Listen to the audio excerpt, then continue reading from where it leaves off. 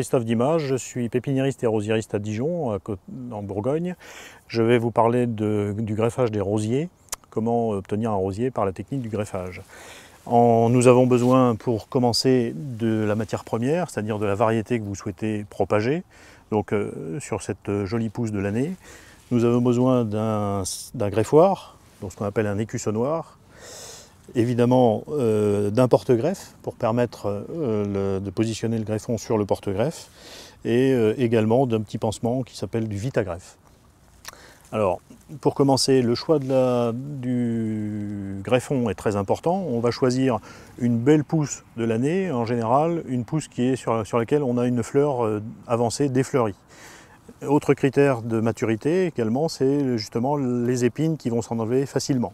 Donc ça, c'est un critère qui permet de repérer que la pousse est bonne à utiliser pour pouvoir greffer.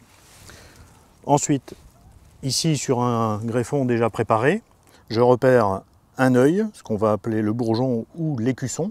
Et avec le greffoir, je vais prélever cet écusson en démarrant 1 cm sous l'œil, passer la greffe et je prélève mon greffon. De cette façon, je prends soin d'enlever le bois qui se trouve dessous et voilà mon écusson prêt à être posé sur le porte-greffe. Donc je positionne l'écusson qui a été préparé sur le porte-greffe en pratiquant une incision en T de cette façon.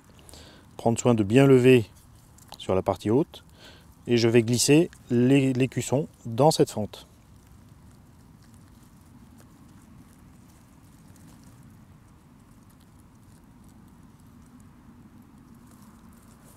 Et je recoupe.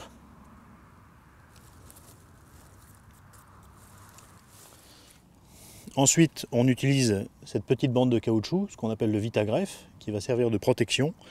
Et on va emballer le porte-greffe avec la greffe, ce qui permet à la fois de resserrer les tissus et d'éviter la déshydratation. Cette opération se réalise en général au mois d'août, ce qu'on appelle les écussons à œil dormant. Et donc, ici, par exemple, sur ce rosier qui a été greffé il y a environ 3 semaines, on voit que le greffon est soudé au porte-greffe, vous voyez, et il a même commencé à démarrer. On voit une petite pousse ici. Donc, l'opération qui va suivre consiste à laisser tout simplement l'hiver se dérouler de cette façon. Et au mois de mars prochain, on va faire ce qu'on appelle le sevrage, c'est-à-dire qu'au sécateur, on va supprimer la partie haute du porte-greffe, puisque ce qui nous intéresse finalement avec le porte-greffe, ce sont les racines. Donc on va rabattre de cette façon. Ainsi la sève va venir alimenter le petit bourgeon qui se trouve ici, et c'est donc celui-là qui va donner le rosier que vous connaissez et que vous aurez dans votre jardin dès l'année suivante.